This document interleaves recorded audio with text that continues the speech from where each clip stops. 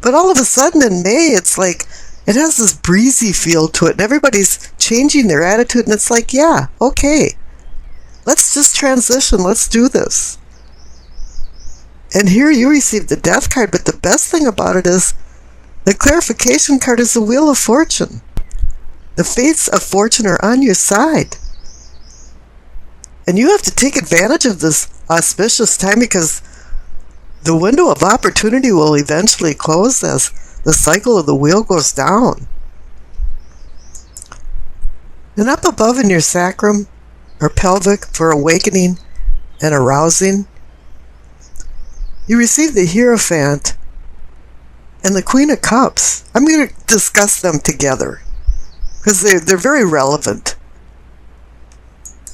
And since this is in the spiritual awakening category, the Hierophant is saying that, yeah, you're doing some soul searching. You're doing some spiritual searching. You're also searching for some truths. The word Hierophant is Latin for to show or make known. You want something exposed. You want to understand some cosmic concepts.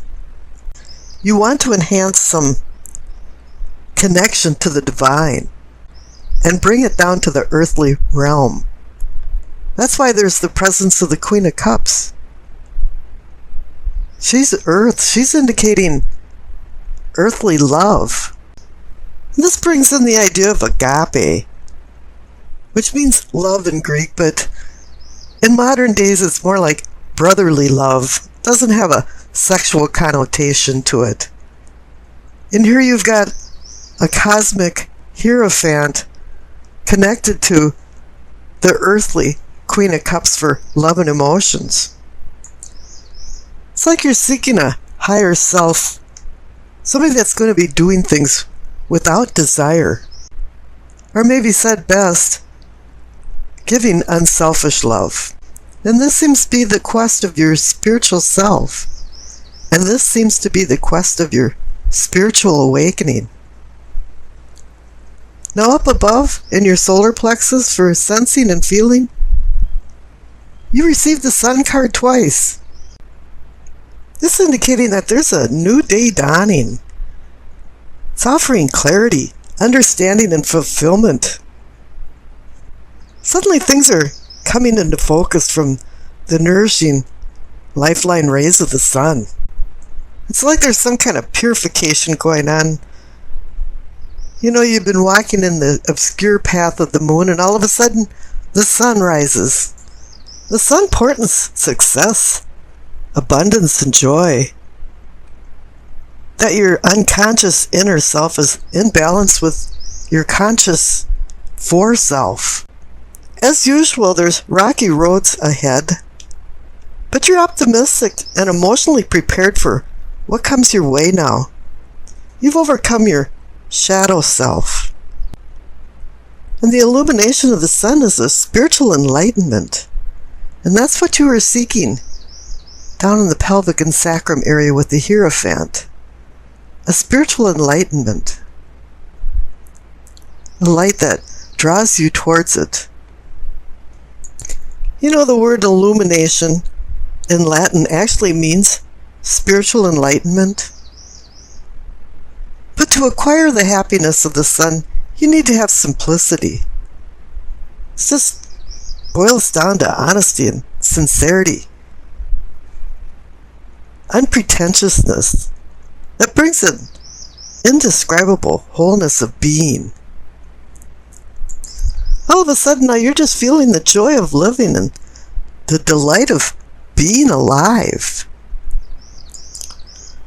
Now the center cards for the heart of the matter. You receive the Knight of Cups and the King of Cups. And there's a lot of water and emotion energy going on here because you've got the Queen of Cups next to the Hierophant. So you've got 3 out of 4 court cards from Cups. This reading has to do with your emotional well-being and it moving forward to more deeper bonds, more deeper emotional bonds. The Knight is offering the cup of opportunity. which is filled with emotions and love. And the King of Cups is the apex of emotional control. And he's also one that assists in ameliorating a broken heart or a hurt heart. And he's connected to the Ten of Swords from the past. He's there to say, yeah, it's okay. Let's just move on. We can love again. And down on the bottom right for the communicating and teaching, you receive Temperance. This is just a reminder from the King of Cups up there to temper and control your emotions. But Temperance is one of the major arcana cards that can breach the conscious to the unconscious side. And it appears now that they're meshing. And you're going into balance. And the clarification card is the Chariot. He's reminding you too of having discipline and self-control. He's working off temperance. They're both about tempering and moderating your behavior, your emotions. And this is reinforced above for the third eye for seeing and envisioning. You received another major arcana card, the Strength. Yeah, it's saying to temper the beast inside you and identify the beast inside other people that surround you. It's saying to have the strength to overcome your obstacles and divine courage to overcome fear, to find patience. And once you overcome fear, you acquire confidence. And the clarification card is the Nine of Cups. It's the Wish card. This card keeps showing up over and over again in these May readings. And I keep saying, curiosity killed the cat. And everybody forgets the second line. Satisfaction brought him back. And the Nine of Cups is about satisfaction and contentment in your life.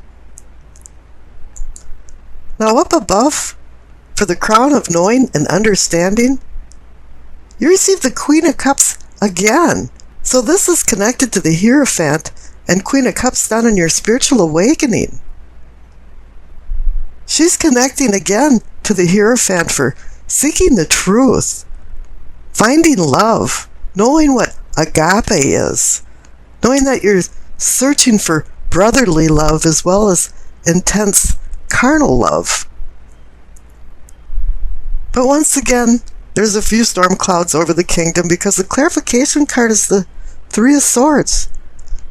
The Heartbreak card, the one that checks you into Heartbreak Hotel. You've had some ups and downs. And usually this card indicates that there's been some kind of severed ties. Or something that happened that broke your heart. Sometimes they say it's a triangle of lovers. 3 involved, maybe somebody's married and somebody's not. This could even be some wounds from some painful rejection. But whatever happened is now bumping you into a new reality. Because I pulled another clarification card for the Queen of Cups and the Three of Swords and received the Ace of Pentacles. Yeah, Pentacles means Capricorn. You're now given a new beginning. It's really up to you to accept this one pentacle with the promise of more. But you have to do the hard work for this to become a reality. Now, we've already discussed the past cards, so let's jump over to the future cards because the main future card, once again, is the Ace of Pentacles, just in case you missed the message. Up above with the Queen and the Three of Swords, there's the Ace of Pentacles again. Yes, the Ace of Pentacles is extending possible gifts of value and fates of fortune for wealth. But it's not only probably wealth, but it's health and your emotional well-being. It's giving you a real-time potential for success with money and in business matters, and maybe eclipsing some financial struggles that you've had in the past. Rome wasn't built in a day, but it's time for you to get started and roll up your sleeves and get to work on your new beginnings. Now the clarification card is the Ten of Wands. It's indicating that there's going to be a lot of work and responsibility starting anew. Because you're in this death transformation, and I know this Ten of Wands is connected to the Ten of Swords from the past, but I certainly would rather have the Ten of Wands than the Ten of Swords. You can eventually lighten your load, but right now you have to take advantage of these two Ace of Pentacles, because the Wheel of Fortune is going to close the window. And then he's connected to the Sun card for enlightenment, celestial, spiritual enlightenment. Now the Queen of Pentacles is bringing knowledge and understanding of practical matters. She's a pragmatist. She feels like planning and setting goals will organize her life for future security. You know, she believes in rolling up her sleeves and doing hard work to acquire the goals that she achieves. And at the same time, she's teaching you to be reliable and emotionally mature. You know, the overall theme of this is that she's teaching you earthly reality and get a firm grip on reality. She's the grounding earthly force of having your feet planted directly on the ground. And then contrary to that, you have the Hanged Man, where he's hanging upside down, seeking enlightenment. And in the old legend, it's Odin, the god of war and poetry, seeking the mystic wisdom of the runes and secret magic letters. In the actual legend, it says that he died and came back to life. And basically, he sacrificed himself for this wisdom. So with this card, it actually does say there is some type of sacrifice involved in acquiring the wisdom that you seek. But it's not only wisdom that you seek, it's a rebirth, a spiritual rebirth. His lessons is to stop controlling the physical world around you. Quit trying to put a square peg in a round hole and let things go with the more natural flow. And once you acquire some of this wisdom, then you're going to start seeing things in a different light. And it is time to relinquish the old ideas and beliefs, because the new are avidly seeking their place. Whatever happens with this Hanged Man, you're required to go into a reflective, meditative state before you make any decisions, before you change your life. Make sure you know where you're at, and take the advice of the Queen of Pentacles and have a grip on your reality. Now the Sun card is a celestial purging. Now you're going for enlightenment. Illumination in Latin actually means enlightenment, spiritual enlightenment. A new day is dawning, and it's saying that you learned your lessons down at the Hangman, because now you do have understanding and even some personal fulfillment. Things are now in focus. You know, there's a miasma that dissipated, and you can see things with more clarity than you ever have before. This card portends success, abundance, joy. But there's one thing you have to do to acquire this abundance and joy, is to live a simple life. Freedom from complexities. Honesty, sincerity. Bring a wholeness and unity into your soul that you will acquire. With what you've learned from the earthly with the Queen of Pentacles, and to the wisdom that you acquired from the Hanged Man, is all put together into a spiritual new you, an awakening. At noontime, for 1 minute, the sun hangs in the sky where it casts no shadows, and there's no darkness. And it reminds you of the joy of being alive, the joy of living. So you've hit a superlative somewhere with these cards. Now I rolled the dice, and you received Aquarius, the South Node, and the 7th house. The north and south nodes are mathematical points that takes into account the relationships between the sun, moon, and the earth. The south nodes are gifts from your karmic past, accumulated spiritual life lessons, and is a place where you will pass no more. All eclipses occur near the lunar nodes where the moon's path crosses the sun's path in the sky. Now with Aquarius in the 7th house of partnerships, it's saying here that you want love from a distance, which means autonomy, but together. Now how does that work? With the Queen of Pentacles overseeing practical matters, this might sound like a great idea of having a relationship with no fuss and no muss. Yeah, I'll see ya, you know. And this might be good in theory, but it's going to be really bad in practice. Because this is an imperfect world. And this might even mean that you're taking a domineering road and pushing somebody away. Even though you love them, you just want your space. You know, you're spoiling the whole party. You know, because you've been feeling like there's been a yoke restricting you. And if you want a breath of fresh air and some freedom, you know, we can all do what we want. But you really do have to make some considerations for the other person in your life.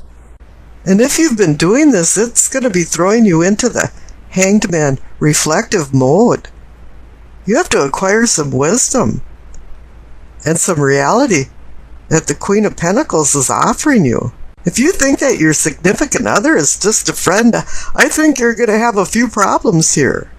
You have to lighten up a little bit on some demands, and then the sun will shine on your relationship. But you have to keep everything real and keep reminding yourself that you have to be a team player. You know, you can convince yourself that head over heart always works, and you can hide your feelings under some stolid shroud of contempt, but that's not going to work this time. The South Node can be somewhat negative, and hopefully you've earned in the past and learned so that you can depend on this knowledge to go forward with the present and future. You know, whatever comes back to you from the past is unresolved issues that are going to rear their ugly head. And you have to be prepared for these challenges. You know, karma is going to repeat actions, and it's going to feel like a déjà vu, or the old joke, déjà vu again. You're going to have this persistent feeling that you've lived through this or seen this before. And it's a real haunting feeling. So hopefully this time around your performance won't be some type of showstopper. You know, and you can put some of these issues to bed if you can resolve them. And scary as it may sound, you might be experiencing real flashbacks.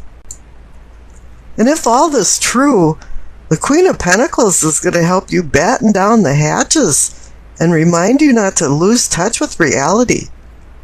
And the Hangman is there to bring forth the wisdom that you've squirreled away for a rainy day. You know, when the storm does blow over, the fog will lift and the sun will begin to shine on your newfound knowledge. As much as you hate to admit it, you're still on planet Earth, and you have to commiserate with other people to keep your relationships going. And the Hangman wants you to reflect on this so you can reinvent yourself, so you can be rewarded with the sun and maybe have a glimmer of the purpose of your life.